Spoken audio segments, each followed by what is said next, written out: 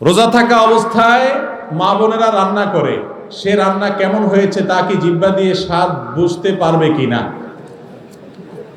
ভাইরা আমার, দরকারি প্রশ্ন। রান্না করতে গিয়ে সে বাবুর্চি বা যারা রান্না করেন, মা বোন হতে পারেন, পুরুষরা হতে পারেন, তারা রান্নার লবণ বা মরিচ ইত্যাদি, মশলা ইত্যাদি, স্বাদ ইত্যাদি চেক করার জন্য জিহ্বার আগায় সামান্য একটু 1-2 ফোঁটা নিয়ে চেক করে আবার সাথে সাথে থুতুর সাথে ফেলে দিলে তাদের রোজা ভাঙবে না।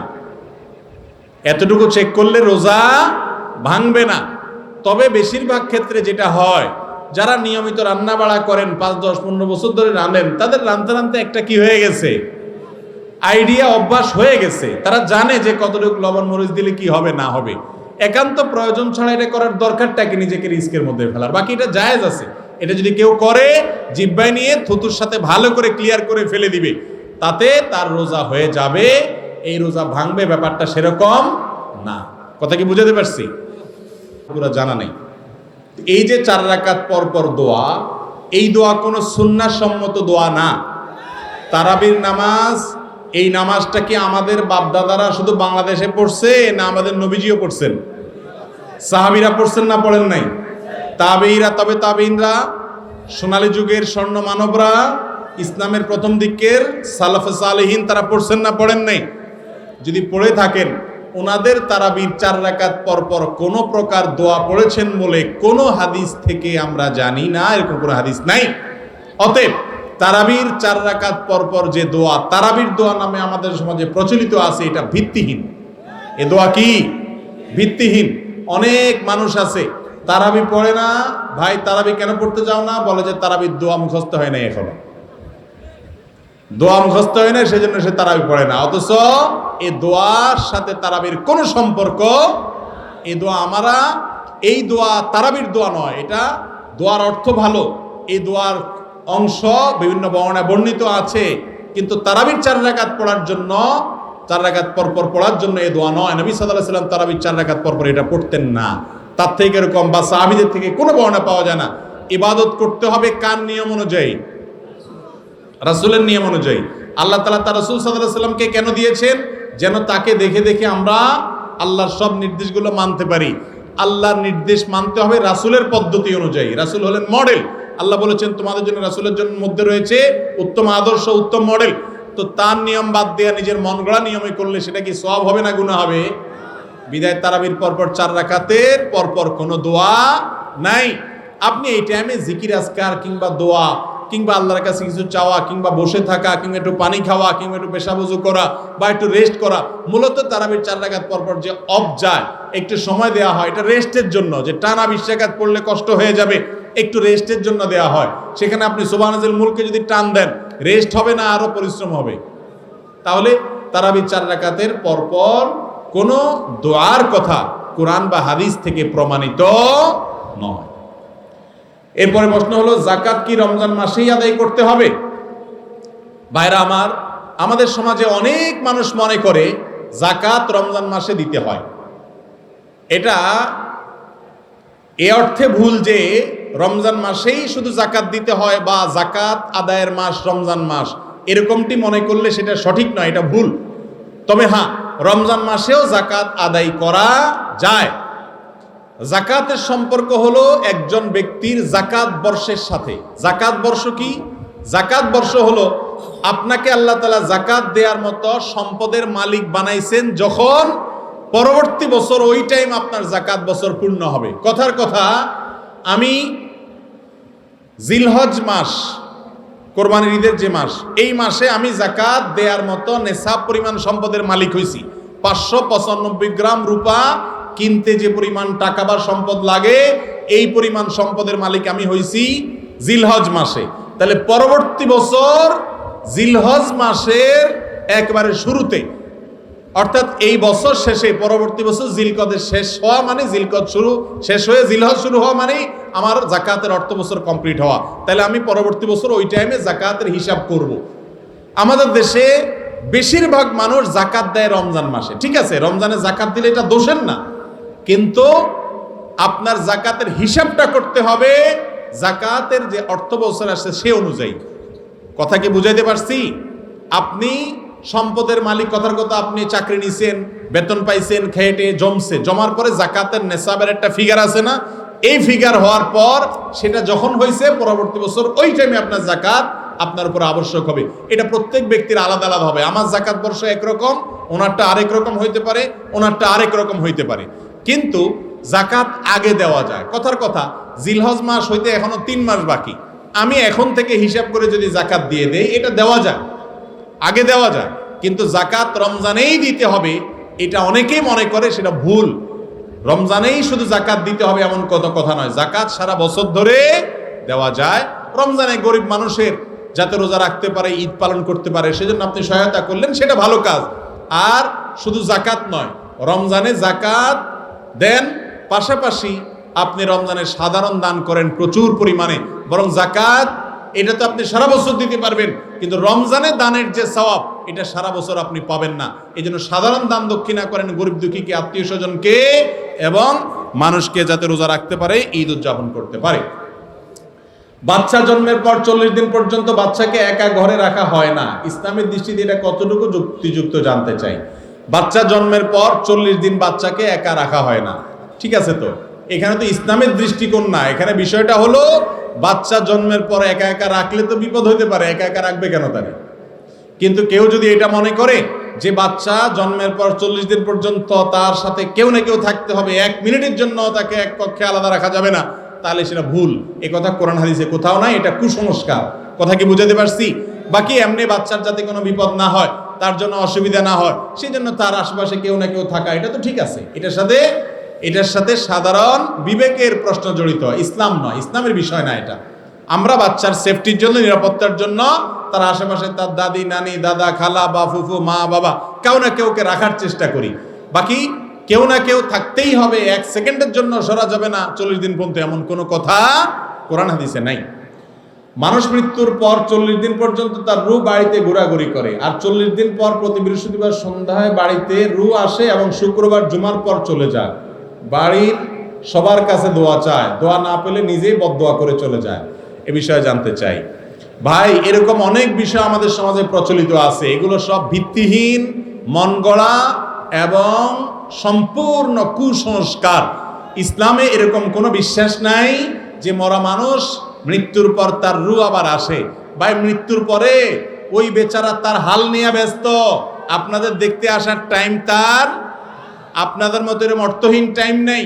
দুনিয়াতে থাকতে ফাউল, অযথা সময় নষ্ট বহুত করছে সে আপনার মতো হয়তোবা, কিন্তু মৃত্যুর পর এখন সে নিজেকে নিয়ে ব্যস্ত হয়ে গেছে। যদি সে জান্নাতি হয় তাহলে সেই নেয়ামতে আছে, জাহান্নামী হলে সেই নেয়ামতে তার সে শাস্তিতে আছে। সে আইসা আপনাদেরকে সালাম করবে, দোয়া করবে, বদদোয়া করবে, চাইবে, ফুর্তি ফার্তা করবে। এত ফ্রি আর নিরিবিলি সে আছে, এটা মনে করার কোনো কারণ নাই। মানুষ মৃত্যুর পর আর রিটার্ন করার, কাম ব্যাক করার, ফিরে আসার কোনো সুযোগ আছে না? নাই। হিন্দু ধর্ম মতে এই ধরনের বিভিন্ন কথা আছে, কিন্তু ইসলামে এরকম কোনো কথা। আমরা অনেক সময় আমাদের পার্শ্ববর্তী হিন্দু ভাই বোনদের সাথে থাকতে থাকতে বা তাদের অনেক কালচার আমরা নিজেদের মনে করে আমাদের মধ্যে ধারণ করে ফেলেছি। এরকম বিষয়গুলোর মধ্যে থেকে এটা একটা। তাদের বিশ্বাস তাদের কাছে, তারা তাদেরটা বিশ্বাস করুক, সেই হিসাব তারা আল্লাহর কাছে দিবে। বাট আমরা অ্যাজ এ মুসলিম, আমাদের জন্য এরকম কোনো কথা কোরআন হাদিস বলে নাই যে মরার পরে বৃহস্পতিবার হলে রূহ আসে, শুক্রবার হলে চলে যায়, যাওয়ার সময় দোয়া চায়, দোয়া না করলে বদদোয়া দেয়। কি সুন্দর বানায় জাল হাদিস বানাইছে। আল্লাহ হেদায়েত দান করুক যারা সমস্ত কথা বানাইছে। এই ধরনের বিশ্বাস রাখলে সেটা ইমানের সাথে ক্ষতিকর হবে। মৃত্যুর পর আর রূহ কখনো ফিরে আসার সুযোগ নাই। বর্তমান নতুন প্রজন্ম মোবাইলে ফ্রি ফায়ার খেলায় আসক্ত, তাদের উদ্দেশ্যে কিছু বলেন। এই বিষয়ে বাস্তব হয়ে গেছে।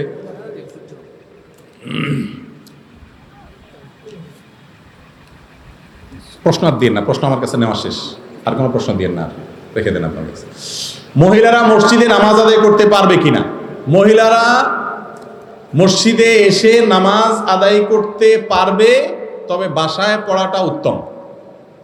মসজিদে এসে নামাজ পড়তে পারবে, কিন্তু বাসায় পড়াটা উত্তম। নবী করিম সাল্লাল্লাহু আলাইহি সাল্লাম থেকে পরিষ্কার হাদিস বর্ণিত হয়েছে, লা তামনাউ ইমা আল্লাহি মাসাজিদ আল্লাহ, তোমরা আল্লাহর বান্দীদেরকে আল্লাহর ঘরে আসতে বাধা দিও না।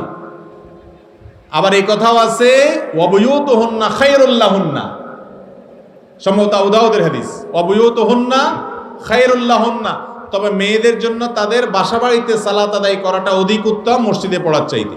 নবী করিম সাল্লাল্লাহু আলাইহি ওয়াসাল্লামের পিছনে আদায়কারী এক মহিলাকে তিনি বলেছেন যে তোমার জন্য উত্তম হয় তোমার বাড়িতে আদায় করা। তিনি এক হাদিসে বলেছেন মহিলারা তাদের বাড়ির চৌহদ দিতে এরিয়াতে পড়ার চাইতে ভেতরে পড়া উত্তম। ভেতরের যত ভেতরের কক্ষ হবে তত বেশি উত্তম হবে, বেশি সওয়াবের হবে। তবে বাজার ঘাটে, রাস্তায়, শহরে, বন্দরে, বিশেষ করে পাবলিক প্লেসগুলোতে, মার্কেটে যেসব মসজিদ আছে সেখানে অবশ্যই ছেলেদের পাশাপাশি মেয়েদেরও সালাত আদায়ের ব্যবস্থা থাকতে হবে। কারণ ডাক্তার দেখানোর প্রয়োজনে, ট্রিটমেন্টের কাজে, জরুরি কাজে তাদেরও বের হতে হয়, সফরে অনেক সময় যেতে হয়, তখন পাবলিক প্লেসগুলোতে মেয়েদেরও নামাজ পড়ার প্রয়োজন হয়। বিধায় তাদেরও সালাত আদায়ের ব্যবস্থা আলাদা করে তাদের মতো রাখা উচিত। যদি না রাখেন তাহলে একজন নামাজি তার স্ত্রী বা মা বোনকে সাথে নিয়ে গেলে তিনি মসজিদে প্রবেশ করবেন আর মহিলাকে বাহিরে দাঁড় করে রাখবেন, তার সেফটিরও সমস্যা। আর এটা কখনো ইসলামের নির্দেশ হতে পারে না যে মহিলা নামাজ পড়তে পারবে না। বাসায় এসে নামাজ পড়তে পারবেন কি পারবেন না, ওয়াক্ত থাকবে কি থাকবে না, অনেক ব্যাপার। এই জন্য মহিলাদের মসজিদে, মহল্লাতে, প্রতি মসজিদে মসজিদে মহিলারা নামাজ পড়বে না সে নির্দেশ নাই, তারা বাসায় পড়বে। তবে যদি কখনো মসজিদে পড়ার সুযোগ দরকার হয় তাহলে তাদেরকে কেউ মসজিদে নামাজ পড়তে বাধা দেওয়ার ক্ষমতা কারোর। কেউ বাজারে গেছে, আব্দুল্লাহ জাহাঙ্গীরের মধ্যে একটা কথা বলতেন যে মহিলারা যেভাবেই হোক তারা বাসার বাইরে চলে গেছে। এখন আপনি যদি বলেন যে না মসজিদে নামাজ পড়তে পারবা না, তাহলে তারা বাসায় ঢুকে যাবে, ব্যাপারটা এরকম না। ব্যাপারটা হলো নামাজ পড়বে না। তাহলে তারা নামাজ না পড়া ভালো না মসজিদে ঢুকে পড়া ভালো? এই জন্য অন্তত পাবলিক প্লেসগুলোতে অবশ্যই গুরুত্বের সাথে মেয়েদের জন্য নামাজের ব্যবস্থা থাকা উচিত। রোজা থাকা অবস্থায় মা বোনেরা রান্না করে, সে রান্না কেমন হয়েছে তা কি জিহ্বা দিয়ে স্বাদ বুঝতে পারবে কিনা? ভাইরা আমার, দরকারি প্রশ্ন। রান্না করতে গিয়ে সে বাবুর্চি বা যারা রান্না করেন, মা বোন হতে পারেন, পুরুষরা হতে পারেন, তারা রান্নার লবণ বা মরিচ ইত্যাদি, মশলা ইত্যাদি, স্বাদ ইত্যাদি চেক করার জন্য জিহ্বার আগায় সামান্য একটু 1-2 ফোঁটা নিয়ে চেক করে আবার সাথে সাথে থুতুর সাথে ফেলে দিলে তাদের রোজা ভাঙবে না। এতটুকু চেক করলে রোজা ভাঙবে না। তবে বেশিরভাগ ক্ষেত্রে যেটা হয়, যারা নিয়মিত রান্না বাড়া করেন, 5, 10, 15 বছর ধরে রাঁধেন, তাদের রাঁধতে রাঁধতে একটা কি হয়ে গেছে, আইডিয়া, অভ্যাস হয়ে গেছে। তারা জানে যে কতটুকু লবণ মরিচ দিলে কি হবে না হবে। একান্ত প্রয়োজন ছাড়া এটা করার দরকারটাকে নিজেকে রিস্কের মধ্যে ফেলার, বাকি এটা জায়েজ আছে। এটা যদি কেউ করে জিহ্বায় নিয়ে থুতুর সাথে ভালো করে ক্লিয়ার করে ফেলে দিবে, তাতে তার রোজা হয়ে যাবে। এই রোজা ভাঙবে ব্যাপারটা সেরকম না। কথা কি বুঝাতে পারছি? এরপরে প্রশ্ন হলো শবে কদরের রাতের নামাজের নিয়ম কি? শবে কদরের রাতের নামাজের কি নিয়ম? কয় রাকাত পড়বেন? প্রথম রাকাতে কোন সূরা পড়বেন, কতবার পড়বেন? দ্বিতীয় রাকাতে কোন সূরা পড়বেন, কত রাকাত পড়বেন? জানা আছে তো আপনাদের? জানা নাই? একজনও জানেন না? ইন্না লিল্লাহি ওয়া ইন্না ইলাইহি রাজিউন। হাজার হাজার মানুষের বিশাল সমাবেশ, আপনারা একজনও শবে কদর নামাজের নিয়ম জানেন না? এটা তো খুব খারাপ কথা ভাই, নিয়ম তো জানতে হবে। আচ্ছা আমি বলে দিচ্ছি। শবে কদরের নামাজের নিয়ম হলো অন্য যে কোনো নামাজ যেভাবে পড়েন শবে কদরের নামাজও একইভাবে পড়বেন। এই হলো শবে কদরের নামাজের নিয়ম। এমন কোনো কথা নাই যে শবে কদরের নামাজে প্রথম রাকাতে সূরা ফাতিহার পর অমুক সূরা এতবার পড়তে হবে, দ্বিতীয় রাকাতে ততবার পড়তে হবে, এরকম কোনো কথা কোরআন হাদিসে। এগুলা মন গড়া বিভিন্ন সিস্টেম, বিভিন্ন পদ্ধতির কথা, বিভিন্ন আপনার বাজারে নামাজ শিক্ষার বই নামে অনেক বই আছে, সব বই না, কিছু কিছু বই আছে। এইসব বইতে শবে কদরের নামাজ এত রাকাত, প্রথম রাকাতের এই নিয়ম, দ্বিতীয় রাকাতের ওই নিয়ম, এরকম বিভিন্ন কথা বলা আছে। এগুলো সব ভিত্তিহীন, মন গড়া, এগুলো কোরআন হাদিসে নাই। কোরআন হাদিসে লাইলাতুল কদরে অন্য রাতের মতো আপনি নামাজ পড়বেন, একটু লম্বা সময় নিয়ে পড়বেন। যে কোনো রাতের নামাজ, তাহাজ্জুদের নামাজ লম্বা সময় নিয়ে পড়তে হয়। দীর্ঘ রাকাত, দীর্ঘ রুকু, দীর্ঘ সিজদা, আস্তে আস্তে তেলাওয়াত, আস্তে আস্তে তাসবিহ এবং সময় নিয়ে পড়বেন। দু রাকাত করে পড়বেন, যে কোনো সূরা দিয়ে পড়তে পারেন, একবার পড়বেন না দুইবার পড়বেন সূরা ফাতিহার পরে সূরা, এটা আপনার ব্যাপার, কোনো সূরা নির্ধারিত না। আপনি লাইলাতুল কদরের একটা জিনিস নির্ধারিত, সেটা হলো একটা দোয়া হাদিসে বর্ণিত হয়েছে, আম্মা জান আয়েশা রাদিয়াল্লাহু তাআলা আনহাকে নবী করিম সাল্লাল্লাহু আলাইহি সাল্লাম শিক্ষা দিয়েছেন, তুমি যদি লাইলাতুল কদর পাও তাহলে দোয়া করবা, কি দোয়া? আল্লাহুম্মা ইন্নাকা আফুউন তুহিব্বুল আফওয়া ফাআফু আন্নী, আল্লাহ আপনি ক্ষমাশীল, ক্ষমা করতে ভালোবাসেন, অতএব আমাকে ক্ষমা করে দেন। ক্ষমা করতে ভালোবাসেন, অতএব আমাকে ক্ষমা করে দেন। এই দোয়া পড়বেন লাইলাতুল কদরে। এছাড়া আল্লাহর কাছে যে কোনো দোয়া করবেন, দু রাকাত করে নামাজ যতটুকু পারেন তৌফিকুল্লাহ পড়বেন। কোনো সূরা কেরাত নিয়ম নির্ধারিত নাই, সারা রাত আপনি দোয়া করবেন, ইবাদতবন্দি করবেন। আর এই শবে কদর পাওয়ার জন্য, শবে কদরের ইবাদতের আশায় রমজানের শেষ রাতে, শেষ 10 রাতের সবগুলোতে, বিশেষ করে বেজড়গুলোতে বেশি বেশি করে করবেন। শুধু 27 তারিখকেই করবেন, অন্যগুলোতে ঘুমাবেন। এটা সুন্নাহ সম্মত লাইলাতুল কদরের তালাশ নয়। এরপরে প্রশ্ন হলো, হারাম থেকে বাঁচতে দ্রুত বিয়ে করতে চাই, কিন্তু বাসায় বলতে পারছি না, কিভাবে বাসায় জানাতে পারি এবং কোনো আমল আছে কিনা দ্রুত বিয়ে করার? ভাই, যুবকদের এই প্রশ্ন আজকাল অনেক বেশি। দেখুন, এই প্রশ্নের কমন উত্তর এর আগেও আমি অনেকবার দিয়েছি, সেটা হলো আপনার বিয়ে প্রয়োজন, বিয়ে করা ছাড়া ঈমান আমল রক্ষা করতে পারছেন না, বাসায় মুরব্বিরে বলতে পারছেন না। তো আপনি কয়েকটা কাজ করেন। 1 নম্বর হলো, যেই সব জায়গায় বেপরদান মেয়েদেরকে দেখার কারণে আপনার মনের ভিতরে বাজে চিন্তা আসছে, নিজেকে নিয়ন্ত্রণ করতে পারছেন না, সেই দেখাদেখির রাস্তাটা আগে বন্ধ করেন। সেই দেখাদেখির রাস্তাটা আগে বন্ধ করেন। উত্তরটা মন মতো হইল না। যদি বলতাম যে হ্যাঁ বাপেরা বিয়ে দিয়ে দেন, তাহলে বলতেন হ্যাঁ হুজুর ভালো। এখন আপনি চোখের গুনাহ থেকে নিজেকে আগে বাঁচান, তাহলে আপনি মনের ভিতরে যে জেনার কল্পনা হয় সেগুলো থেকে বাঁচতে পারবেন।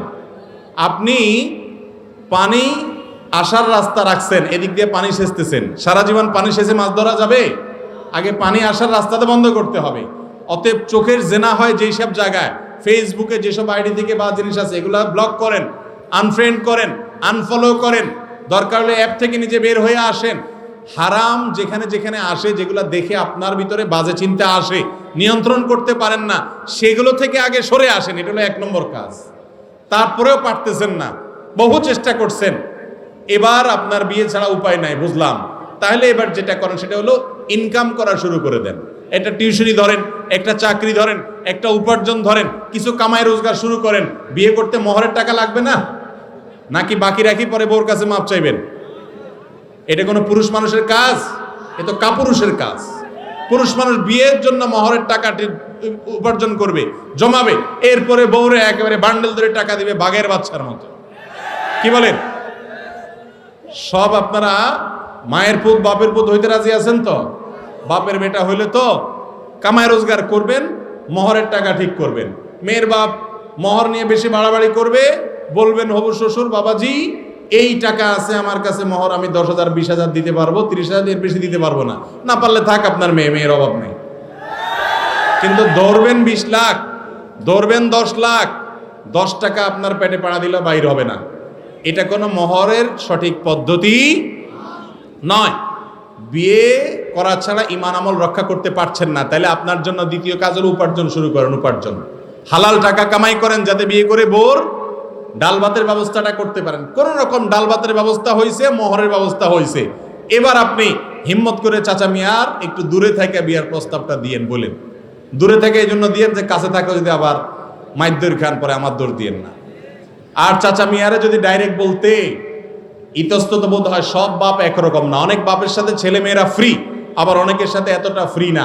ফ্রি না হলে সেটা বলে মাইদ্দর আর দৌড়ানি খায়েন না, বরং সেটা কোনো মুরব্বীকে দিয়া, সবচেয়ে ভালো এলাকার ইমাম সাহেবের সাথে বাইল দেন, একটু চা পানি খাওয়ান, খাওয়াই ইমাম সাহেবরে বলেন হুজুর আপনি একটু আমার বাপের একটু ধরেন, একটু বুঝান, এবং এই কন্ট্রাক্টটা ওনাকে দেন যে ডিলটা আপনি সফল হয়ে আসেন, চাইনিজ খাওয়াই দিব আপনারে।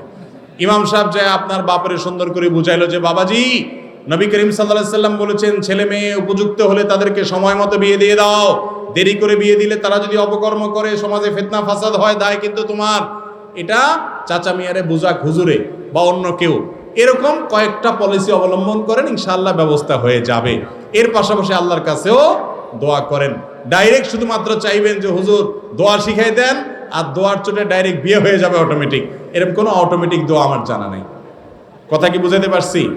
এর পাশাপাশি আল্লাহর কাছে নেক স্ত্রী, নেক স্বামী, এটা আশা করে দোয়া করবেন। সূরা ফুরকানের আয়াত নম্বর ৭৪ বেশি বেশি পড়বেন, ইনশাআল্লাহ দেখবেন আল্লাহ তাআলা আপনার জীবনে উত্তম জীবন সঙ্গী দিবেন। এরপরে প্রশ্ন হলো, যদি কোনো স্বামী বিদেশ থেকে তার স্ত্রীর সাথে একটু ঝগড়া হলেই বলে যে তোকে বাড়িতে এসে তালাক দিয়ে দিব, আর যদি তালাক শব্দ উচ্চারণ না করে তাহলে কি তালাক হয়ে যাবে? ভাইরা, একটা জিনিস মনে রাখবেন, আমাদের সমাজে তালাকের বিষয়টাকে আমরা ছেলে খেলা বানিয়ে ফেলেছি। তালাক ছেলে খেলা নয়। তিনটা বিষয় এমন আছে, সালাতুন জিদ্দুহুন্না জিদ্দুন ওয়া হাজলুহুন্না জিদ্দুন, হাদিসের ভাষ্য হলো তিনটা বিষয় এমন আছে, আপনি সিরিয়াসলি বললে যা হবে, দুষ্টমি করে বললেও তা হবে, হালকা রাগের মাথায় বললেও তা হয়ে যাবে, উপায় নেই। তার মধ্যে একটা হলো তালাক। এই জন্য কথায় কথায় তালাক দিতে নাই। অনেক প্রবাসী আছেন, প্রবাস থেকে দূরে থাকার কারণে একটু বোঝাপড়ার গরমিল হয়, কাছে থাকলে এগুলা এতটা হয় না।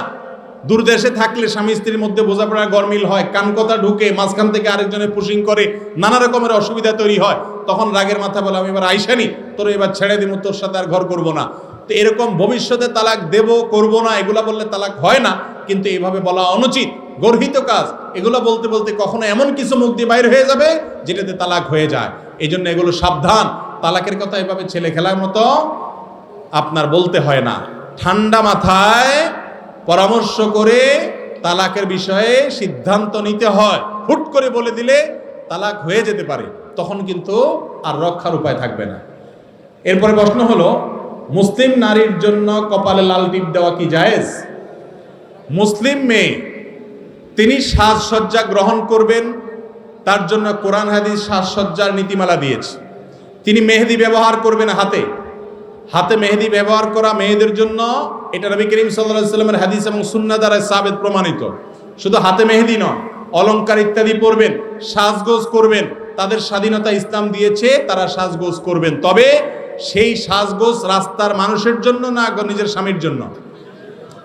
নিজের জন্য না রাস্তার মানুষকে নিজের সৌন্দর্য বিলায় বেড়াবে? মুসলিম নারী তার সৌন্দর্যকে রাস্তাঘাটে মানুষের মাঝে বিলিয়ে বেড়াবে না, এটা তার আত্মসম্মানের সাথে যাবে না। তার সৌন্দর্য, তার রূপ লাবণ্য, তার শরীর দেখে অন্য পুরুষরা বাজে চিন্তা করবে, এটাই হলো সৃষ্টিগত সিস্টেম। এর ব্যতিক্রম হয় না।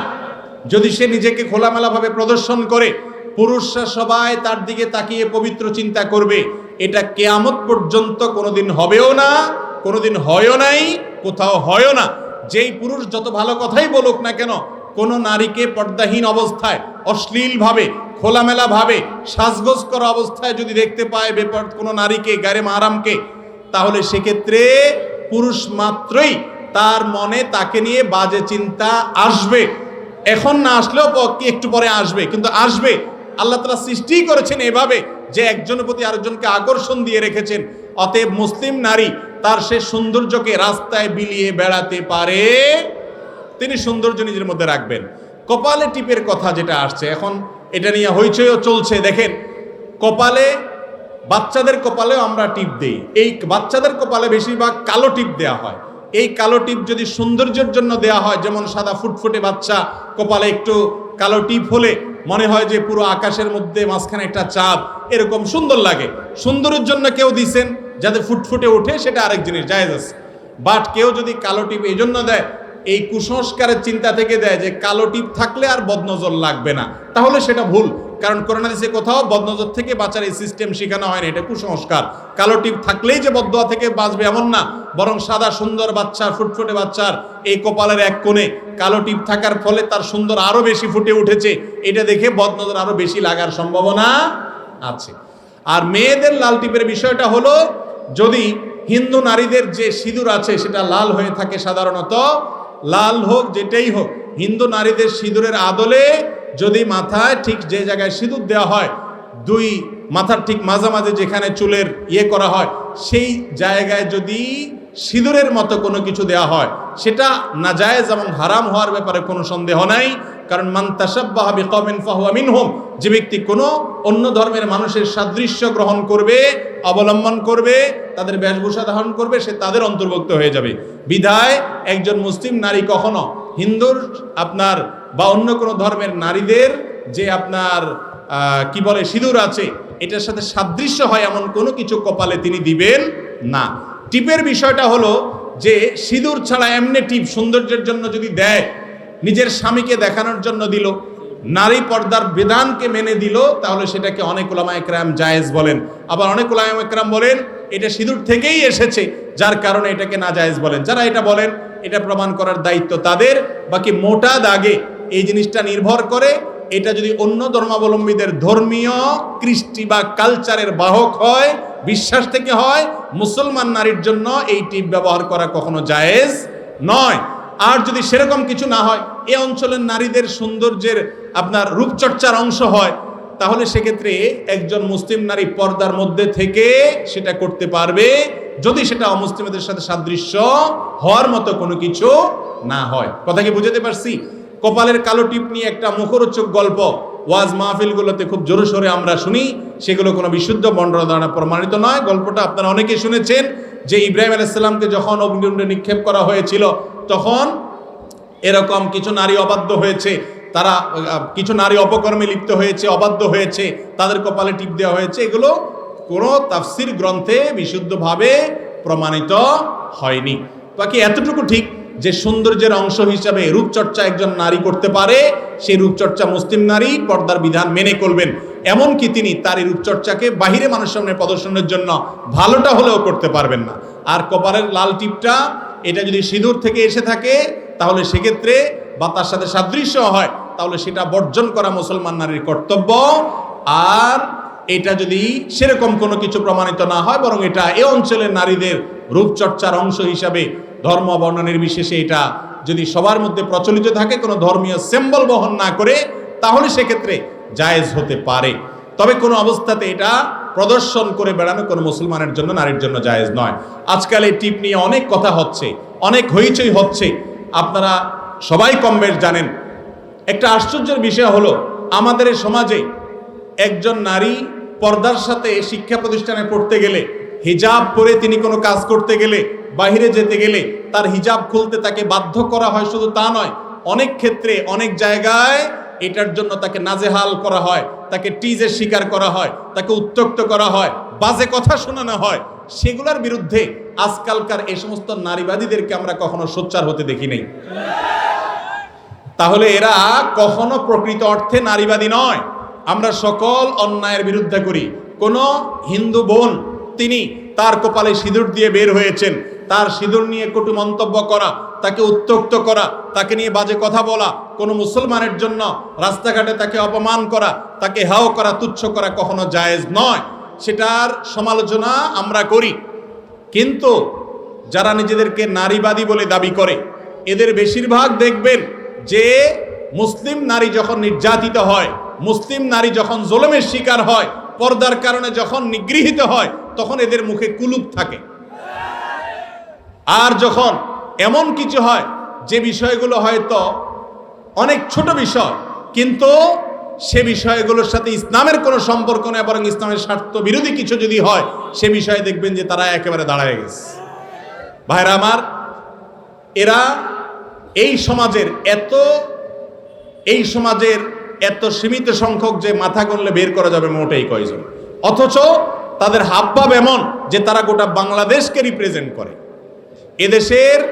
এদেশের কোটি কোটি মানুষ, সিংহভাগ মানুষ ধর্মপ্রাণ। হিন্দুরা হিন্দুদের ধর্ম পালন করে, মুসলমানরা মুসলমান ধর্ম পালন করে। এটা নিয়ে কোনো প্রকার রেষারেষি পছন্দ করে না। এ জাতীয় ছোটখাটো ইস্যুকে বড় করে দেখিয়ে এর চেয়ে বড় ইস্যু ব্যাপারে চুপ থাকে যারা, তারা আর যা হোক কখনো সৎ বা কোনো ভালো মানুষ হতে পারে। তারা আমাদের সমাজে হয়তো অস্থিতিশীলতা সৃষ্টি করতে চায়, কোনো অশান্তি সৃষ্টি করতে চায়। বিশেষ করে যেই ঘটনাকে কেন্দ্র করে এই হইচই এখন চলছে, এই ঘটনার পেছনের ঘটনা কি সেটা বের করা দরকার। কারণ একজন মেয়ে কপালে কালো টিপ দিয়ে বের হলেই তাকে নিয়ে কেউ বাজে মন্তব্য করবে রাস্তাঘাটে, এটা স্বাভাবিক কোনো বিষয় নয়। এর পেছনে কোনো ঘটনা থাকতে পারে। যেই লোক এই মন্তব্য করেছেন আদৌ করেছেন কিনা আল্লাহ জানে। যদি করে থাকে কেউ, তাহলে সেক্ষেত্রে সেটা কোনো প্রেক্ষিতে করেছেন কিনা, আজকে যার জন্য সিম্পেথি দেখাচ্ছেন আপনি, সেই মহিলা কোনো সীমা লঙ্ঘন করেছেন কিনা সেটাও আনেন সামনে, সেটারও বিচার করেন, তারপর না সেটা ন্যায়সঙ্গত হবে। কিন্তু দেখা যায় এই ব্যাপারে কারোর কোনো বক্তব্য নাই। আল্লাহ তাআলা আমাদেরকে হেদায়েত দান করুন। একটি বিশেষ মাধ্যমে জানতে পেরেছি, হাট বাজারগুলোতে গভীর রাতে লোকচক্ষুর আড়ালে মদ জুয়া, নারী ও দেহ ব্যবসার মতো ঘৃণ্য কর্মকাণ্ড ঘটে থাকে। এ মাহফিলের সামনের বাজারটিতেও এ থেকে মুক্ত নয়। আপনার মাধ্যমে বিষয়টি চেয়ারম্যান মহোদয়, এলাকার দায়িত্বশীল ব্যক্তিদের দৃষ্টিগোচরে আনতে চাই। তাদের একটু সদিচ্ছা হতে পারে সব কর্মকাণ্ড বন্ধের উপায়। বাস্তবে আমরা ধারণা করি যে এটা বাস্তবে এরকম ঘটে না, আমরা সে তেমনটি আশা করি। যদি ঘটে থাকে তাহলে অবশ্যই ক্ষমতাবান, দায়িত্বশীল, আলেম ওলামা, নেতৃবৃন্দ, জনপ্রতিনিধি, যুব সমাজ, সবার দায়িত্ব সমাজকে অনাচার মুক্ত করা। দায়িত্ব কি দায়িত্ব না? সমাজকে যদি অনাচার মুক্ত না করেন তাহলে আল্লাহর কাছে জবাবদিহি করা যাবে।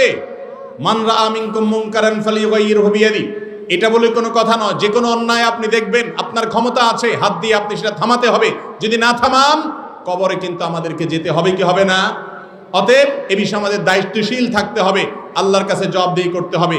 যদি এরকম কিছু ঘটে, আমরা আশা করছি যে না, যিনি প্রশ্ন করেছেন তার ধারণা সঠিক নয়, ভুল, এটা আমাদের সুধারণা। কিন্তু যদি বাস্তবটা ভিন্ন হয়, অবশ্যই সমাজের প্রত্যেকটা মানুষের দায়িত্ব আছে। কারণ অন্যায় যখন সমাজে চালু হয়, সে অন্যায় আপনার ঘরে আপনার যুবকেও ধরবে, অন্যদেরকেও ধরবে, কেউ বাঁচতে পারবেন না। এরপরে প্রশ্ন হলো, গর্ভবতী মহিলারা কোন কাত হয়ে ঘুমাবে, ডান কাতে না বাম কাতে? ভাই, ডান কাত হয়ে গর্ভবতী নারীরা ঘুমাবে নাকি বাম কাত হয়ে ঘুমাবে, এটা একান্ত নারীর ইচ্ছা, এটা নারীর স্বাধীনতা। কোনো নারীকে কোনো কাত হয়ে শুনতে শরীয়ত বাধ্য করে নাই। আপনি ডান কাত হয়ে শুলে আপনার ব্যাপার, বাম কাত হয়ে শুলেও তার ব্যাপার। মহিলা ডান কাত হয়ে শুলে একরকম, বাম কাত হয়ে শুলে অন্যরকম, ক্ষতি হবে, উপকার হবে, এগুলা কুসংস্কার, কোনো সঠিক বিষয় নয়। ইলেকট্রিক্যাল ব্যাট দিয়ে মশা মারা যাবে কিনা? ইলেকট্রিক্যাল ব্যাট দিয়ে মশা মারা যাবে, কারণ ইলেকট্রিক্যাল ব্যাটে যে মশা মারে এটা বৈদ্যুতিক শকে মূলত মরে। এরপরে যখন আপনি ওটাকে ধরে রাখেন তখন সেটা পড়ে। সাধারণত কোনো পশু পাখিকে আগুন দিয়ে মারা জায়েজ নাই, হাদিসে নিষেধ আছে। এখন মশা হোক আর মাছি হোক, পিঁপড়া হোক, অন্য কোনো কিছু দিয়ে, পাউডার ইত্যাদি দিয়ে মারেন, ঘষে আপনি মারেন, আপনাকে বিশেষ করে যদি ক্ষতি করে সেগুলোর উপদ্রব থেকে বাঁচার জন্য মারেন, জায়েজ আছে। কিন্তু এই মারতে গিয়ে আগুন ব্যবহার করবেন না, কারণ আগুন দিয়ে শুধুমাত্র আগুনের সৃষ্টিকর্তার শাস্তি দিবেন জাহান্নামে, আর কারোর জন্য এটা জায়েজ না। এক সাহাবী আগুন দিয়ে কিছু পিপিলিকা মারছিলেন, নবী করিম সাল্লাল্লাহু আলাইহি ওয়াসাল্লাম নিষেধ করেছেন। তো বিদ্যুতের যে ব্যাট, বৈদ্যুতিক যে ব্যাট আছে, এই ব্যাটের মাধ্যমে মশা মারলে সেটা বৈদ্যুতিক শকে মূলত মারা যায়।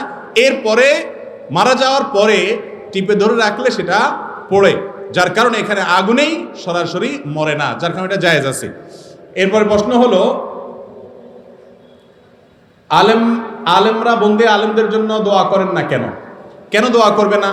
সকল মুসলমানদের জন্য সকল মুসলমান দোয়া করবে, করে। সব দোয়া যে আপনার সামনে চিৎকার করে আপনাকে দেখিয়ে দেখিয়ে করতে হবে এমন কোনো কথা নাই। আল্লাহ রাব্বুল আলামিন সব আলেমদেরকে, সব নিরীহ মানুষকে, নিরপরাধ মানুষকে আল্লাহ রাব্বুল আলামিন মুক্তি নসিব করুন। সবাইকে আল্লাহ রাব্বুল আলামিন আবারও উন্মুক্তভাবে প্রত্যেকের যার যার ভালো কাজগুলো রিপ্রেজেন্ট করার তৌফিক আল্লাহ তাআলা দান করুন। এটা দোয়া সমস্ত মুসলমান করবে, সর্বাবস্থা করবে, সকল মাজলুমের জন্য, সকল অসহায়ের জন্য, সকল নিরপরাধের জন্য। আমাদের মসজিদের কমিটি সপ্তাহে এক ওয়াক্ত নামাজ পড়ে কিনা সন্দেহ, কমিটি কেমন হওয়া উচিত? মসজিদ কমিটির লোক নামাজি হতে হবে, নামাজি না হলে তার মসজিদ কমিটির সদস্য হওয়ার যোগ্যতা নাই। এটা খুবই দুঃখজনক। আল্লাহ কোরআনে বলে দিয়েছেন মসজিদ কারা আবাদ করবে, তাদের এক নম্বর বৈশিষ্ট্য হলো আল্লাহ এবং তার রাসূলের প্রতি, আখিরাতের প্রতি ঈমান আনার পর তারা নামাজ কায়েম করবে। নামাজ কায়েম না করলে তিনি মসজিদে দানশীল হতে পারেন, দানবীর হতে পারেন, কিন্তু দায়িত্বশীল হতে হলে অবশ্যই তার নামাজ পড়ার অভ্যাস করতে হবে। হ্যাঁ, কোনো ব্যক্তি মসজিদ কমিটিতে আসছেন, তাকে এখন আস্তে আস্তে মসজিদ কমিটিতে আসার কারণে এই উসিলা তিনি নামাজ পড়বেন, আলহামদুলিল্লাহ, এটা ভালো জিনিস। সে অর্থে তাকে আস্তে আস্তে নামাজের দিকে আহ্বান করা যেতে পারে। নির্বাচনী প্রার্থীর টাকা খাওয়া বা খাবার খাওয়া জায়েজ কিনা?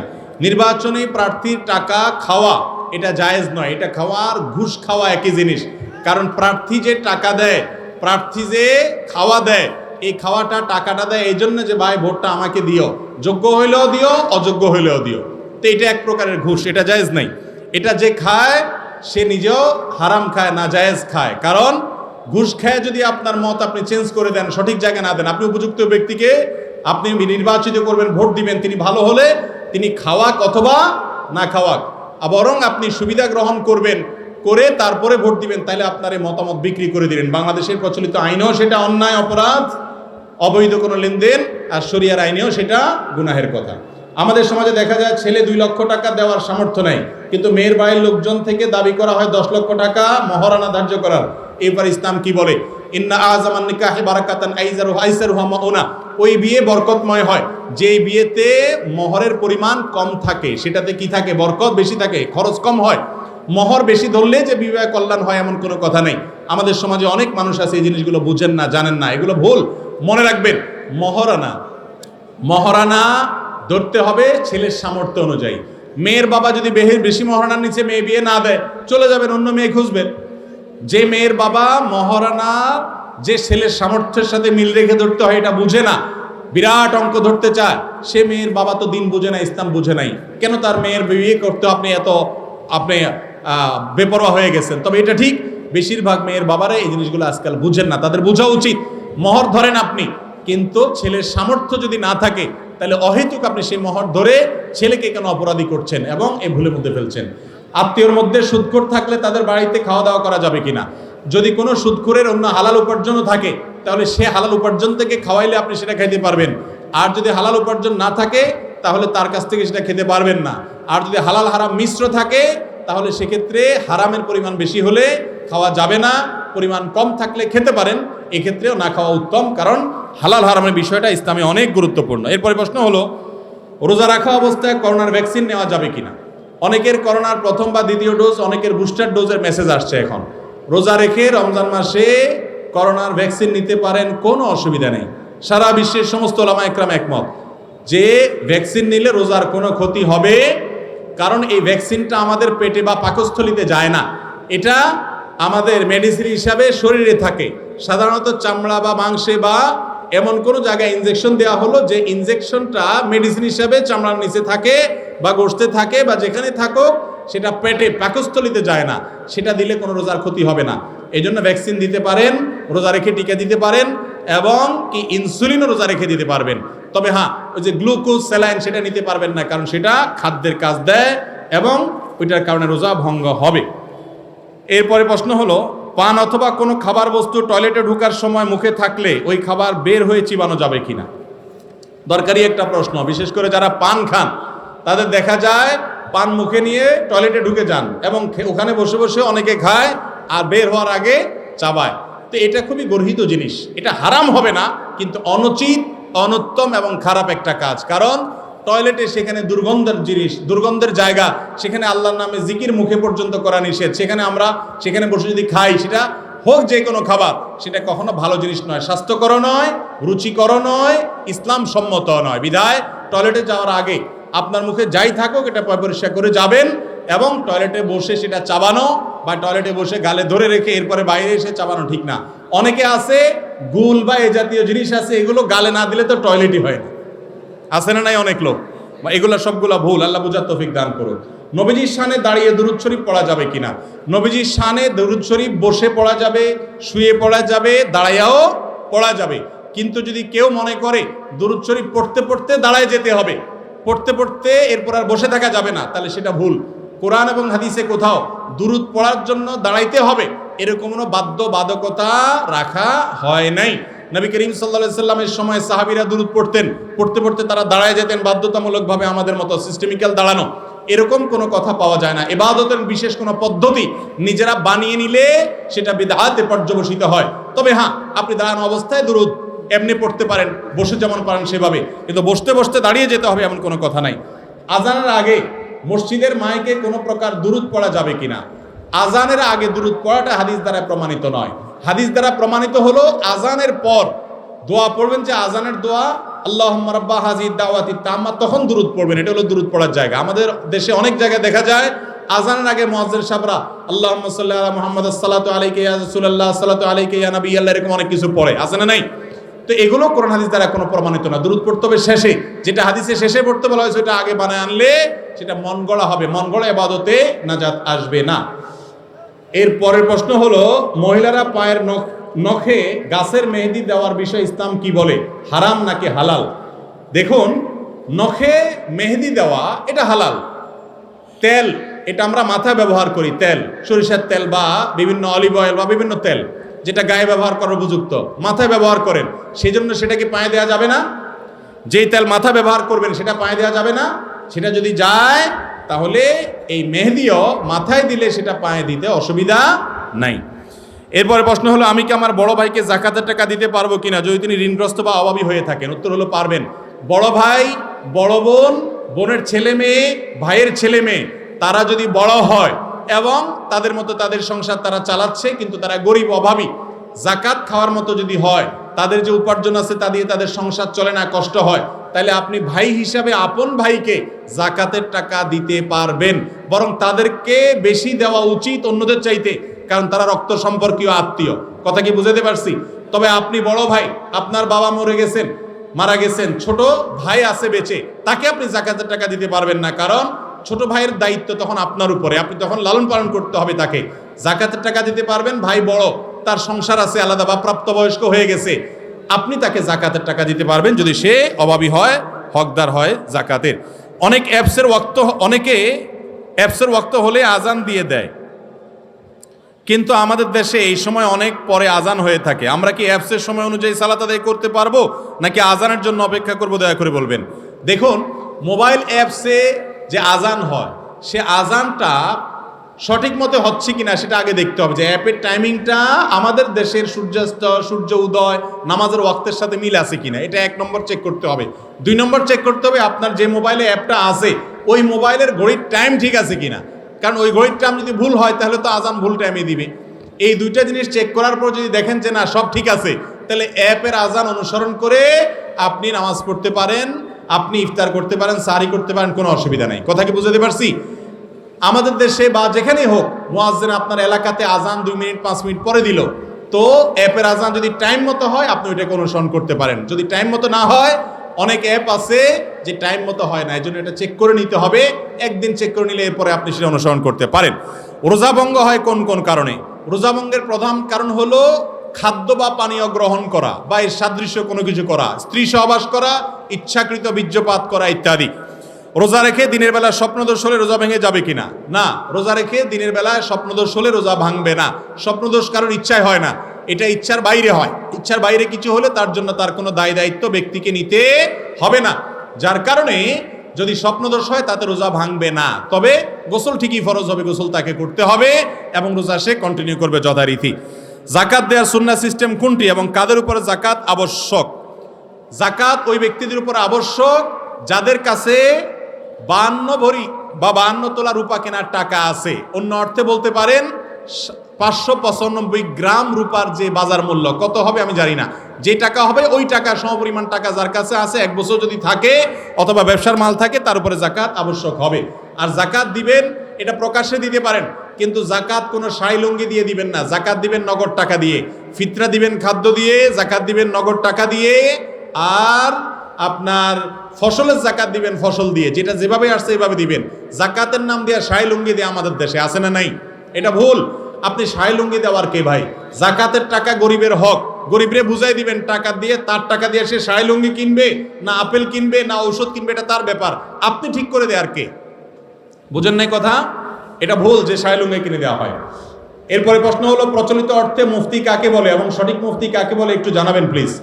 ভাই, আমাদের দেশে প্রচলিত অর্থে মুফতি বলা হয় যারা আলেম হওয়ার পর, মাদ্রাসায় পড়ার পর 2 বছর 3 বছর বা 1 বছরের বিভিন্ন কোর্স আছে মুফতি হওয়ার, কিভাবে ফতোয়া লিখতে হয়, কিভাবে ফতোয়া দিতে হয়, তার মূলনীতি কি, এগুলোর উপর যারা পড়ালেখা করে ডিগ্রি অর্জন করে তাদেরকে মুফতি বলা হয়।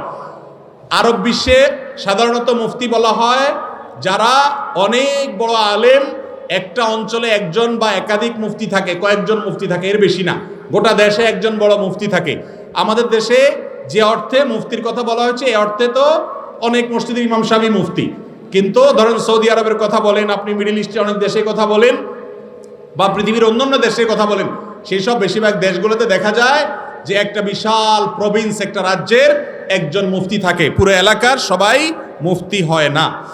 এরপরে প্রশ্ন হলো তারাবির সাথে রোজার কি সম্পর্ক? তারাবির সাথে আসলে রোজার কোনো সম্পর্ক নাই। তারাবি একটা ইবাদত, রোজা আরেকটা ইবাদত। তারাবি যদি কেউ নাও পড়ে তারপরে সে রোজা রাখতে পারে। রমজান মাস ইবাদতের মাস, এটা অনেকে বলে, তাহলে অন্যান্য মাস কি ইবাদতের মাস নয়? হ্যাঁ ভাই, রমজান মাস ইবাদতের মাস মানে রমজান মাস বেশি ইবাদতের মাস। শুধু রমজান ইবাদতের মাস, অন্য মাস ইবাদতের মাস নয়, এই অর্থে কেউ বলে না, এই অর্থে কেউ বলে না। ফরজ নামাজের পর সম্মিলিত মুনাজাত করা এটা ইসলামের নির্দেশ কিনা? খোলাসা উত্তর হলো নামাজের পর দোয়া কবুল হয়। প্রত্যেকে যার যার চাওয়া নামাজের পর আল্লাহর কাছে দোয়া করতে পারেন, চাইতে পারেন, এটাতে কোনো অসুবিধা নাই। কিন্তু এই দোয়ার জন্য সম্মিলিত রূপ দেওয়া, সম্মিলিত রূপ বুঝেন? যে আমরা যে রেডিমেড মুনাজাত বানাইছি, যে হুজুরের সাথে তুলবো, হুজুরের সাথে নামাবো, এবং প্রত্যেক নামাজের পরে এটাকে সিস্টেম বানিয়ে নিয়েছি। অনেকে এটাকে এমনভাবে বানিয়ে নিয়েছি যেন নামাজের অংশ, কোনো ইমাম সাহেব না করলে তার নামাজই চাকরি ছুটে যাবে এমন অবস্থা। তো এই নির্দেশ ইসলাম আমাদেরকে দেয় নাই। সালাম ফিরাইছেন, নামাজ শেষ, সালামের পরে আর নামাজের কোনো কিছু বাকি নেই। এরপরে যেটা আছে সেটা হলো যে নামাজের পরে জিকির করবেন, দোয়া দুরুদ পড়বেন, হাদিসে আসছে সেগুলো পড়বেন। নামাজের পরে অনেকগুলো দোয়া দুরুদ, অনেকগুলো জিকির আছে, সেগুলো সব জানা আছে আপনাদের? বেশিরভাগ মানুষের জানা নাই, সেগুলো আমাদের জানতে হবে। এরপরে কারোর দোয়া করা লাগলে সে আলাদা করবে, সম্মিলিতভাবে দোয়া করতে হবে। এই সিস্টেম নবী করিম সাল্লাল্লাহু আলাইহি ওয়াসাল্লাম থেকে প্রমাণিত নয়। একটা সহজ সিস্টেম বলি, নামাজ আমাদের নবীজি সাল্লাল্লাহু আলাইহি ওয়াসাল্লাম নিজে একা পড়ছেন তা না, ইমামতি করে পড়াইছেন। উনি যতদিন বেঁচে ছিলেন ইমামকে ছিলেন, উনি নিজে ছিলেন। মদিনাতে হিজরতের পর 10 বছর ইমামতি করছেন। 10 বছরে প্রায় 18,000 ওয়াক্ত নামাজ পড়াইছেন। এবং তারপরে 4 খলিফা আরো 30 বছর ইমামতি করছেন। সেই 30 বছরে তারা এত বছর ইমামতি করে নামাজ পড়াইছেন। যদি নবী সাল্লাল্লাহু আলাইহি সাল্লাম নামাজের পরে সাহাবীদেরকে নিয়ে, সবাইকে নিয়ে সম্মিলিতভাবে ট্র্যাডিশনাল আমাদের মতো দোয়া করতেন, তাহলে সেটা হাদিসের বইতে উল্লেখ থাকতো না? থাকতো না? থাকতো। এবার আসেন, ইসলামী ফাউন্ডেশন সব বাংলা করে দিছে। আপনি ইসলামী ফাউন্ডেশনের বা অন্য কোনো প্রকাশনীর বাংলা হাদিসের কিতাব খোলেন, নামাজ অধ্যায় খোলেন, আমাদের নবীজি নামাজের পর সাহাবীদেরকে নিয়ে, সবাইকে নিয়ে হাত তোলা, তার সাথে সবাই উঠানো নামানো, এই লেফট রাইট বা এই রেডিমেড দোয়া, রেডিমেড মুনাজাত তারা করছেন কিনা কোনো হাদিসের কিতাবে আপনি একটা হাদিসও পাবেন না। নাই, যেহেতু নাই, তাহলে আমরা বলবো যে দোয়াটা পার্সোনাল ইবাদত, দোয়াটা ব্যক্তিগত ইবাদত, যার যার মতো সে যা ইচ্ছা তা করবে, অথবা হাদিসে বর্ণিত দোয়া জিকিরগুলো শুধুমাত্র করবে। ভাইরা আমার, আমরা এই ট্র্যাডিশনাল দোয়ার মধ্যে এতটা অভ্যস্ত হয়ে গেছি যে ব্যক্তিগতভাবে দোয়া করি না। আবার অনেকে সম্মিলিত মুনাজাত নামাজের পরে নাই, এই কথা বলে, ঠিক আছে, নিজের জীবনে কোনো দোয়া নাই, এটাও ভুল। নিজের জীবনে দোয়া থাকতে হবে, দোয়াই হলো ইবাদত। আপনি জীবনে আল্লাহর কাছে দোয়াই করেন না, এটা কেমনে হবে? এই যে রমজান মাস যাচ্ছে, আপনি আল্লাহর কাছে দোয়া করবেন। দোয়ার জন্য হাত তোলা ছাড়াও দোয়া করা যায়, অজু ছাড়াও দোয়া করা যায়। যদিও অজু করে এবং দোয়া হাত তুলে করাটা হলো দোয়ার আদব, সেটা আপনি একান্তে করেন, ভোর রাতে করেন, শুক্রবারে দোয়া কবুলের সময় আছে, সূর্যাস্ত যাওয়ার আগে, এই টাইমগুলোতে দোয়া করেন। কিন্তু নামাজের পরে ঐক্যবদ্ধভাবে দোয়া করতে হবে, এই সিস্টেম নবী করিম সাল্লাল্লাহু আলাইহি সাল্লাম দ্বারা প্রমাণিত নয়। আর আমরা ইবাদত করব তার পদ্ধতি অনুসারে। তিনি যদি করতেন আমরাও করব, তার থেকে প্রমাণিত না হলে আমরা কার অনুসরণ করব? কথা কি বুঝেন নাই? অবিবাহিত ইমামের পিছনে সালাত আদায় করা কতটুকু শরীয়ত সম্মত বুঝিয়ে বলবেন। অবিবাহিত ইমামের পিছনে নামাজ পড়া জায়েজ আছে কিনা? অনেক মসজিদে দেখা যায় ইমাম নিয়োগের আগে বলে ইমাম সাহেব বিয়ে করছে কিনা। বিয়ে না করলে সেই ইমাম বেচারার চাকরি হয় না। সব যোগ্যতা আছে, মাগার বেচারা কি করে নাই? বিয়ে করে নাই। এটা সঠিক কোনো কাজ না। ইমামতি করার জন্য বিয়ে শর্ত নয়, অবিবাহিত মানুষেরও ইমামতি করা জায়েজ আছে। তবে হ্যাঁ, এটা ঠিক, মসজিদ কমিটির অনেক দিক ভাবতে হয়। ভারত্ব আছে, ব্যক্তিত্ব আছে, ওজনদার এরকম একজন মানুষকে ইমাম নিয়োগ দিলে সাধারণত মসজিদের মধ্যে অনভিপ্রেত কোনো কিছু হয়তো ঘটবে না, সেই দিকটা তারা বিবেচনা আনতে পারেন। কিন্তু সেটাকে শরিয়ার শর্ত হিসাবে ধার্য করে একেবারে ওইটাই হইতে হবে এমনটি মনে করার কোনো কারণ নাই। ছেলে মেয়ে উভয়ে দুজন দুজনকে ভালোবাসে, কিন্তু তারা দুজন কখনো খারাপ কাজে লিপ্ত হয় নাই। তারা দুজন দুজনকে ছাড়া থাকতে পারবে না। ছেলে গরিব দেখে মেয়ের বাসায় মেনে নিতে চায় না, তাদের করণীয় কি? এটা তো আমাদের আলোচনার মধ্যে বলে ফেলছি। কেউ কাউকে ছাড়া বাঁচবে না, এটা একেবারে ভুয়া কথা, মিথ্যা কথা, শয়তান বলা। এটা কোনো যুবক যদি এটা বলে তাহলে বুঝতে হবে ওইটা যুবকের মুখ দিয়ে বাইর হইতেছে, ওটার সাথে থাকা জিনে বলতেছে। কথা কি বুঝাতে পারছি? সবাই সবার ছাড়া দুনিয়াতে বাঁচতে পারে, সবাই সবার ছাড়া বাঁচতে পারে। এগুলো সবগুলা শয়তানের প্ররোচনা।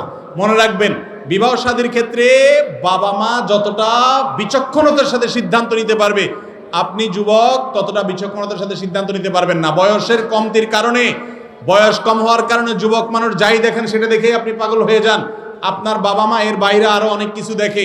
মুরব্বীদের উপরে আস্থা রাখবেন। যদি মুরব্বী দিন না বুঝে, ইসলাম না বুঝে, কোরআন হাদিস না বুঝে যাকে তাকে ধরা দিবে মনে হয়, তাহলে ভিন্ন কথা। তাহলে সেক্ষেত্রে আপনার দিনদার মুরব্বীর শরণাপন্ন হন, কিন্তু নিজে নিজে একাকী এসব করতে যাবেন না। বিবাহের আগের যে ভালোবাসা, এই ভালোবাসা পুরাটাই প্রতারণা এবং হারাম। এই ভালোবাসা হবে বিয়ের পরে, মেয়ে নির্বাচনের পরে। আগে থেকে মেয়ে ঠিক করে রাখছেন, এরপরে বলতেছেন আমি বাঁচবো কিভাবে। আগে ওইটা ছাড়েন, এরপরে আপনি বলেন যে আমি সঠিক জায়গায় বিয়ে কিভাবে করবো। এটা হলো পদ্ধতি এবং নিয়ম। অনেক মুসলিম সম্প্রদায়ের অনেকে অনেক দলে বিভক্ত রয়েছে। কেউ সালাতের পর সম্মিলিত মুনাজাত করে, আবার কেউ করে না। কেউ শবে বরাত পালন করে, আবার কেউ করে না। কেউ তারাবি 20 রাকাত পড়ে, কেউ 8 রাকাত পড়ে, ইত্যাদি কিছু বিষয়ে মতপার্থক্য আছে। এত বিভক্তি কেন? ভাইরা আমার, আমি তো দেখি মুসলমানদের মধ্যে তেমন কোনো বিভক্তি নাই। আপনি কোথায় বিভক্তি পাইছেন? এই যে কয়েকটা বিষয় উল্লেখ করছেন, এই বিষয়গুলো ছাড়া বিভক্তি নাই এমন বিষয় শত শত না, হাজার হাজার। ঠিক না ঠিক? নামাজ 5 ওয়াক্ত, এই ব্যাপারে কোনো বিভক্তি আছে? আল্লাহ এক, কোনো বিভক্তি আছে? আমাদের রাসূল এক, মুহাম্মদ সাল্লাল্লাহু আলাইহি সাল্লাম, এই ব্যাপারে কোনো বিভক্তি আছে? কিবলার দিকে নামাজ পড়তে হবে, এই ব্যাপারে কোনো বিভক্তি আছে? জোহরের ফরজ 4 রাকাত, বিভক্তি আছে? এইভাবে আপনাকে আমি 2-3 ঘন্টা টানা বলতে পারবো যেগুলোতে কোনো বিভক্তি নাই। আপনি তো 3-4টা বিভক্তি দেখায় বলছেন হ্যাঁ অনেক বিভক্তি হয়ে গেছে। সব মৌলিক বিষয় মুসলমানরা আল্লাহর রহমতে এক। শয়তান আমাদেরকে দেখায় যে আমরা এক একজন এক এক মতে। না, আমাদের মত পার্থক্য খুব অল্প কয়েকটা বিষয় নিয়ে, মেইন সব বিষয় আমরা এক। ঠিক না ঠিক? এরকম ভাবে যখন ইতিবাচক ভাবে দেখবেন আপনি পজিটিভলি, তখন একে অন্যের সাথে কাছাকাছি আসতে পারবেন। একজন নামাজের পরে সম্মিলিত মুনাজাত করে, সেও আমার ভাই। আরেকজন করে না, সেও আমার ভাই। ঠিক না ঠিক? যিনি সম্মিলিত মুনাজাত করতেছে তিনিও আমার ভাই, যিনি সম্মিলিত মুনাজাত করতেছে না তিনিও আমার ভাই। এবং 2 ভাই, মায়ের পেটের ভাই, সব বিষয়ে কি একমত থাকে? কোরআন হাদিস বুঝার ক্ষেত্রে আল্লাহ বিবেক, বুদ্ধি, মগজ সবাইকে সমান দিছে? হয়তো ওনারটা বেশি বা আমারটা বেশি, একজনেরটা বেশি আরেকজনেরটা কম। মায়ের পেটের ভাই যদি ভুল করে, আপনি কি তারে শত্রু বানান? শয়তান আজ আমাদেরকে শত্রু বানিয়ে একজনের পিছনে লাগছি। ভাইরা আমার, ইবলিস হলো আমাদের কমন শত্রু। কে আমাদের কমন শত্রু? আর ইবলিসের দোসর যারা ইসলাম বিদ্বেষী, ইসলাম মুসলমানদের শত্রু, তারা হলো আমাদের শত্রু। ঠিক না ঠিক? আমরা তো মুসলমান, আপনিও নামাজি আমিও নামাজি। আপনার সাথে আমার নামাজের পদ্ধতিতে পার্থক্য আছে, আপনার সাথে আমার হয়তো দুরূদ পড়ার পদ্ধতি নিয়ে পার্থক্য আছে। একজন কিয়াম করেন, একজন করেন না, হোক, তারপরও সে ভাই আমার। ঠিক না ঠিক? ভাইরা আমার, আব্দুল্লাহ জাহাঙ্গীর রাহমাহুল্লাহ একটা কথা বলতেন। তিনি বলতেন যে কোন মানুষ বেদাতে লিপ্ত হলে আমি মনে করি আমার ভাই ভুল করতেছে, আমার ভাই ভুল করতেছে, আমার ভাই ভুল করতেছে। আপনার ভাই যদি মদ খেয়ে রাস্তায় পড়ে থাকে, আপনি কি তাকে জিদ হবে, তার প্রতি আপনার দুঃখ হবে, কিন্তু আপনি কি তাকে শত্রু বানাবেন? মোটেই না। আপনি তাকে ওখান থেকে, মানুষের হাত থেকে, মাইরদের হাত থেকে বাঁচাই আনবেন। ঠিক না ঠিক? সে মদ খাইছে, অন্যায় করছে, ভুল করছে, তারপরও সে আপনার ভাই। এই পরিচয়ের কারণে সিম্প্যাথি থাকবে। আজ মুসলমানদের এক গ্রুপ অন্য গ্রুপের প্রতি কোনো সিম্প্যাথি নাই, কোনো মায়া মহব্বত নাই। ভাইরা আমার, আমাদেরকে অনেকে গালিগালাজ করে, বলে যে হ্যাঁ আপনারা তো গোলালু, বলে কি বলে না? আমরা বলি ভাই রে, যতক্ষণ পর্যন্ত কোরআন এবং সুন্নাহ অনুসরণ করার চেষ্টা করে, হয়তো ভুল দলিল কেউ গ্রহণ করে বসে আছে কোনো ক্ষেত্রে, হয়তো বা কেউ কোনো ক্ষেত্রে ভুল জায়গায় আছে আমার মতে, ওনার মতে আবার আমি ভুল, সেই ব্যক্তি আমার শত্রু না, সে আমার বন্ধু, ভাই। তাকে আমি ভাই মনে করলে যদি গোলালু হই, আলহামদুলিল্লাহ, এটাতে কোনো অসুবিধা। আলুর মধ্যে গোলালুটাই সবচেয়ে দরকারি। মিষ্টি আলু আর গোলালু কোনটার দরকার বেশি? গোলালুর দরকার বেশি না? অতএব ভাইরা আমার, এর মানে এই না যে আদর্শিকভাবে দেউলিয়াপনার কথা বলছে। আপনার আদর্শ আপনি ঠিক থাকেন, কিন্তু বেসিক বিষয় যদি কোনো মুসলমান যদি কোরআন এবং সুন্নাহকে অনুসরণ করে, আহলে সুন্নাহ ওয়াল জামাতের গণ্ডিতে থাকে, ওই ব্যক্তি আপনার শত্রু হতে পারে না। যত মত পার্থক্য থাকুক, শত্রু হতে পারে। আমাদের কমন শত্রু ইবলিস। এখন আমরা কি করি? আমরা নিজেরা লাগালাই করি। আরে ভাই, আপনার হাতে একটা অস্ত্র আছে, আমার হাতে আরেকটা আছে, আমার হাতে লাঠি আছে, আপনার হাতে ঢেল আছে, ওনার হাতে পাথর আছে, যার হাতে যেটা আছে ওইটা দিয়ে ইবলিসরে মারেন। এখন যদি আপনি মত পার্থক্য করেন, না ভাই পাথর দিয়ে হবে না, ঢেলা দিয়ে হবে, লাঠি দিয়ে হবে, তাহলে গন্ডগোল করতে করতে তো সময় যাবে, ইবলিসে তার মারাই হবে না। ঠিক না ভাই? ঠিক। আমাদের মুসলমানদের এখন এই দশা হয়ে গেছে না, আমরা নিজেরা কামড়া কামড়িতে ব্যস্ত। আল্লাহ তাআলা আমাদেরকে বুঝার তৌফিক দান করুন। মত পার্থক্যগুলোকে বড় করে দেখবেন না, মতৈক্যের বিষয়গুলো আমাদের মধ্যে বড়, আলহামদুলিল্লাহ। ঠিক না ভাই? ঠিক। মত পার্থক্য সাহাবীদের মধ্যেও ছিল না? সাহাবীদের মধ্যে মত পার্থক্য ছিল না? আরে এই ভিতরের নামাজ নিয়ে সাহাবীদের মধ্যে মত পার্থক্য ছিল, কিন্তু তারা কেউ কাউকে শত্রু বানান নাই। প্রত্যেকে যে যেটাকে সঠিক মনে করেছেন ওইটা অনুযায়ী আমল করেছেন। বুখারীর হাদিসে আপনি দেখেন, মুআবিয়া রাদিয়াল্লাহু তাআলা আনহু যে পদ্ধতিতে বিতির পড়তেন, অন্য সাহাবী সেই পদ্ধতির প্রবক্তা ছিলেন না, তারপরেও তারা একে অন্যকে শ্রদ্ধা করতেন, সম্মান করতেন। কিন্তু আমাদের সমাজে আজকাল কি হয়েছে, মনে হয় আমার কাছে ওহী নাজিল হয়ে গেছে, নবীরা এরকম বলতে পারে যে না আমি ভুলের ঊর্ধ্বে, আমাকে আল্লাহ ডাইরেক্ট গাইড করেছে। ভাই আপনি কোরআন হাদিস থেকে আপনি বুঝেছেন, আপনার ইস্তেহাদ, আরেকজন আরেকটা ইস্তেহাদ আছে, আপনারটা অবশ্যই সঠিক আপনি মনে করবেন, তারটা ভুল মনে করবেন, কিন্তু তাই বলে তাকে গোমরা বানিয়ে, নিজের শত্রু বানিয়ে, তার বিরোধিতার পেছনে আপনি আপনার সময়, অর্থ, বিবেক অপচয় করবেন, এটা কখনো আদর্শ মুসলমানের কাজ হতে পারে না। আমি বাড়িতে নামাজ পড়ি, আমার ইমাম পছন্দ না, আমি বাড়িতে নামাজ পড়লে নামাজ হবে কিনা? অনেকে এই রোগের রোগী আছেন, বলে ইমাম সাহেব পছন্দ হয় না, কার পিছে নামাজ পড়বো, এই জন্য বাসায় একলা একলা নামাজ পড়ে। আছে না এরকম? এটারে বলে বেশি পণ্ডিত। এই বেশি পণ্ডিতের দশা কিন্তু খুবই খারাপ। একটা হাদিস শুনেন, নবী করিম সাল্লাল্লাহু আলাইহি ওয়াসাল্লাম বলেছেন, মান কালা হালাকান নাস, যে ব্যক্তি বলে কার পিছে নামাজ পড়ব সব নষ্ট হয়ে গেছে, ফাহুয়া আহলাকুহুম, ওই লোকটা বেশি নিজে নষ্ট হয়েছে। এটা আমার কথা না, হাদিসের ভাষ্য। নামাজ তো আপনি ইমামের সাথে পড়বেন, আপনারটা আপনি পড়তেছেন, ইমাম সাহেবটা ইমাম সাহেব পড়তেছে, ঠিক না? ঠিক। ইমাম সাহেব কি আপনার রুকু করে দেয়? ইমাম সাহেব কি আপনার সিজদা করে দেয়? ইমাম সাহেব কি আপনার দাঁড়ানো, আপনার সালাম এগুলো ফিরিয়ে দেয়? তাহলে ওনারটা উনি করতেছে, আপনারটা আপনি করতেছেন। ইমাম সাহেব যদি কোনো ক্ষেত্রে হয়তো ধরেন ব্যক্তি মানুষ, তো তার একটা ভুল আছে, তার ভুলের দায় তার উপরে বর্তাবে, এর কারণে আপনার নামাজ হবে না, এমন কোনো মাসআলা নাই। আল্লাহ তাআলা আপনাকে জিজ্ঞাসা করবেন কিয়ামতের দিন যে কোরআনে তোমাকে, হাদিসে তোমাকে জামাতে নামাজ পড়তে বলা হয়েছে, ওয়ারকাউ মা'আর রাকিঈন, রুকুকারীদের সাথে গিয়ে রুকু করো, একা একা না, জামাতের সাথে নামাজ পড়তে বলা হয়েছে, তুমি জামাতে কেন নামাজ পড়লা না? কি জবাব দিবেন? ইমাম সাহেব যদি অন্যায় করে তার পিছনে নামাজ পড়তে হবে। তবে হ্যাঁ, মসজিদ কর্তৃপক্ষের দায়িত্ব এরকম ইমামকে নিয়োগ না দেওয়া যে ইমাম নিজে বড় ধরনের কোনো অন্যায় বা গুনাহের কাজ করছে। হাজ্জাজ বিন ইউসুফ সাহাবীদেরকে হত্যা করত, তার পিছনে সাহাবীরা নামাজ পড়তেন। বিধায় কোন ইমাম ভুলভাল করছে এরকম অজুহাত দিয়া তার পিছনে নামাজ না পড়ে একা একা নামাজ পড়া যাবে না। তবে হ্যাঁ, ইমাম যদি শিরকে আকবরে লিপ্ত হয়, কুফরি করে, ইসলাম থেকে খারিজ হওয়ার মতো কাজ করে, তাহলে তার পিছনে নামাজ পড়লে নামাজ হবে না, তখন ভিন্ন মসজিদে নামাজ পড়তে হবে, একা একা তারপরেও নামাজ পড়বেন না।